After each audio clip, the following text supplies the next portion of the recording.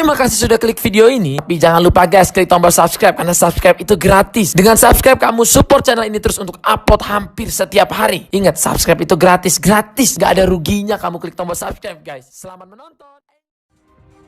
Saya Radhi Saputro dan Adit Larasasi masih bersama Anda di Kompas Siang. Saudara, sejumlah langkah telah diambil pemerintah untuk mencegah penyebaran virus corona. Ya, meski langkah antisipasi penyebaran virus corona telah dilakukan, namun masyarakat sebaiknya juga paham cara mencegah penyebaran virus ini secara mandiri. Seperti apa tips menghindari virus corona? Berikut laporan jurnalis Kompas TV Yasir Nene Ama dan juru kamera Denny Joshua. Saudara, pencegahan virus corona secara mandiri. Ini penting saudara, karena apa?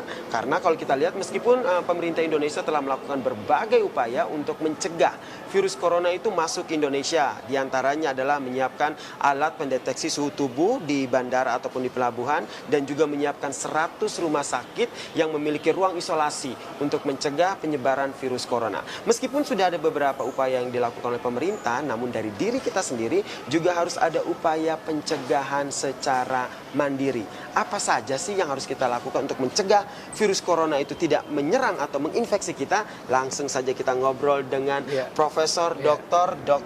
Arif Fahriarsam selaku Guru Besar Ilmu Penyakit Dalam FKUI ya. Halo Dok.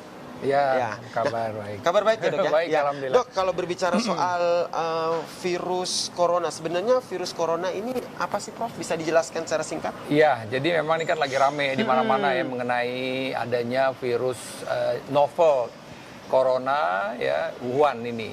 Jadi ini sebenarnya suatu virus yang menyebabkan infeksi pada paru-paru. Ya, yang dulu tuh yang ramai kan seperti SARS ya, kemudian MERS-CoV, itu sama-sama grup coronavirus. Dia memang menyerang ke paru-paru yang kita bilang pneumonia pasien-pasiennya. Sampai saat ini memang belum ada vaksin untuk pengobatan ya, sampai virus saat corona itu ya? disebutkan bahwa vaksinnya belum ada karena memang kan baru penyakit ini baru ditemukan pada akhir Desember ini kan begitu. Kemudian obatnya juga belum ada. Karena jadi, obatnya tidak ada, betul. Vaksinnya tidak ada, sehingga pencegahan itu penting ya. Nah, tadi itu yang benar tadi. dia. Intinya adalah daya tahan tubuh. Jadi daya tahan tubuh kita ya tadi gaya hidup yang sehat, Mengkonsumsi tidur makanan yang cukup, sehat. ya makan buah dan sayur-sayuran. Begitu ya. Gitu. Nah, berbicara soal makan buah dan sayur-sayuran nih, kalau kita lihat nih, pemirsa Kompas TV, saya menemukan ini nih waktu ngobrol sama Prof. Arif. Ini adalah salah satu contoh menjaga daya tahan tubuh ya. Nah, ini adalah bekal dari Prof. Ari yang selalu dibawa untuk menjaga daya tahan tubuh. Ya, jadi memang idealnya kita tuh 5 serving, jadi makan sayur dan buah. Oke lah, ini keep penyakitnya. Terus berbicara soal bersin, batuk. Sebenarnya untuk bersin dan batuk sendiri tuh untuk pencegahannya itu seperti apa sih? Saya rasa kita ada hikmahnya juga dengan peristiwa ini. Kenapa? Karena memang selama ini kan kita lihat masyarakat itu batuk atau bersin itu kadang-kadang tidak memperhatikan lingkungan sekitar. Ya, jadi betul. pertama memang just in case, oke lah kita terkejar nih, misalnya kita ambil sabut tangan misalnya pas lagi bersin, misalnya contoh ya tutup udah. Jadi artinya jangan sampai si bersin kita ini. Oke nih kita nggak terkejar lagi, bagaimana nih? Udah gini. Begini kita begini aja udah, berarti kan kontak dengan begini. Tapi mesti ingat ya, selesai kita kena bersin ini ya kita gunakan cuci tangan. Karena sekali lagi nih, nanti ketika kita bersin begini, kemudian kita pegang handle pintu misalnya, kemudian secara langsung ada lagi yang berdekatan, bisa aja nih virus kita itu menular kepada orang lain. Hanya dalam waktu yang pendek. Dalam waktu yang pendek atau singkat gitu. Ini yang harus ditekankan ya. Kemudian ini yang juga ramai adalah penggunaan masker. Nah, ini juga disiapkan nih sama Prof, ada 2 jenis masker. Bisa dijelaskan ini masker apa dan ini masker apa, Prof? Iya, ini memang sebenarnya gini, kita ada 2 ya. Ini dulu deh, Prof. Nah, ini kan sebenarnya kan surgical mask. Jadi ini masker yang memang umum kita gunakan, terutama di rumah sakit ya untuk dokter bedah.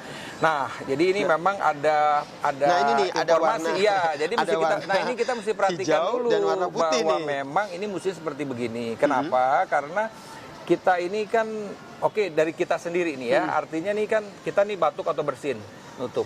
Dia tuh akan ketampung di sini.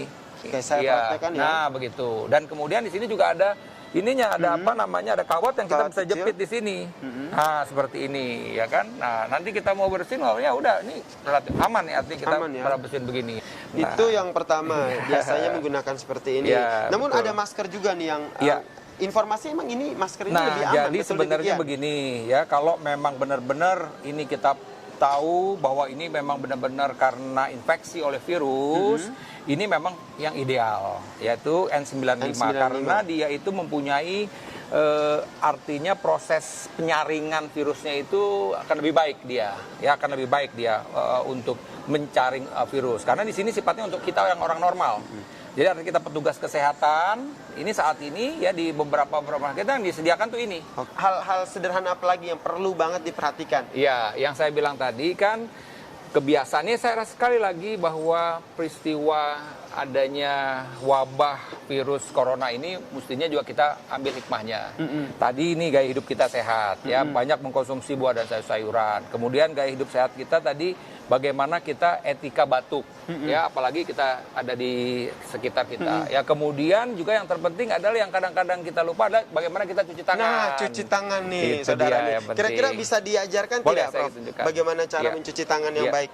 Di sini ada wastafel nih. Ya, betul. Sebenarnya kita cara mencuci tangan yang baik itu seperti apa nih? Ya, jadi memang mesti air mengalir.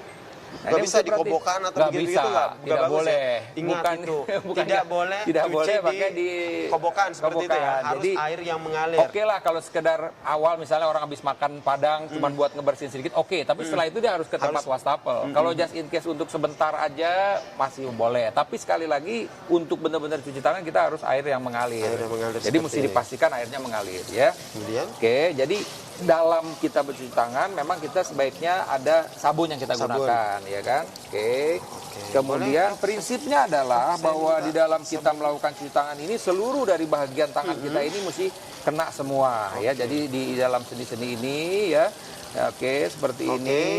Berarti ya, gerakannya seperti begini, ini, betul terus ya. begini. Oke, nah Ini ini harus diperhatikan ya, nih, seperti saudara. ini. Nah, ini Begini. ini ya, oke. Ambil tadi kita ini kan lagi. Jadi sabun kita tadi bilas. ya. Nah, selesai. Terakhir nih Prof, Ya. kan banyak sekali nih masyarakat yang sekarang akhirnya khawatir Ya. dengan adanya virus Ya. corona ini, kemudian mereka juga khawatir kalau Ya. virus corona ini bisa Ya. menginfeksi di Indonesia. Ya. Nah, pesan Prof untuk masyarakat Jadi Indonesia. pertama ya untuk masyarakat, terus terang memang kita tetap harus dalam keadaan tenang, tapi tetap kita waspada. Pertama kita memang mengetahui tadi bahwa masa inkubasi itu 2 minggu. Pemerintah telah berupaya untuk melakukan screening yang ketat ya di pintu-pintu masuk bandara. Tapi kita juga belum tahu kalau memang dia masih masa inkubasi begitu. Yang terpenting adalah tadi yang saya bilang tadi bahwa sebenarnya ketika kita tertular oleh infeksi apapun itu adalah daya tahan tubuh yang penting.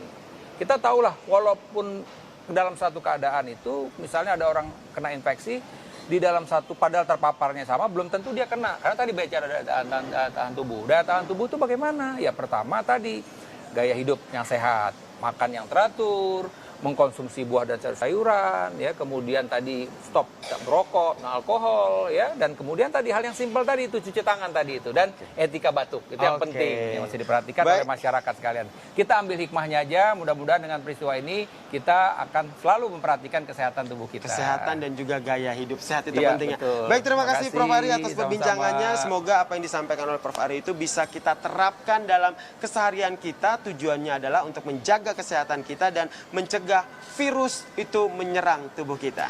Yasir Nani Ama, Deni Yosua, Kompas TV, Jakarta. Terima kasih.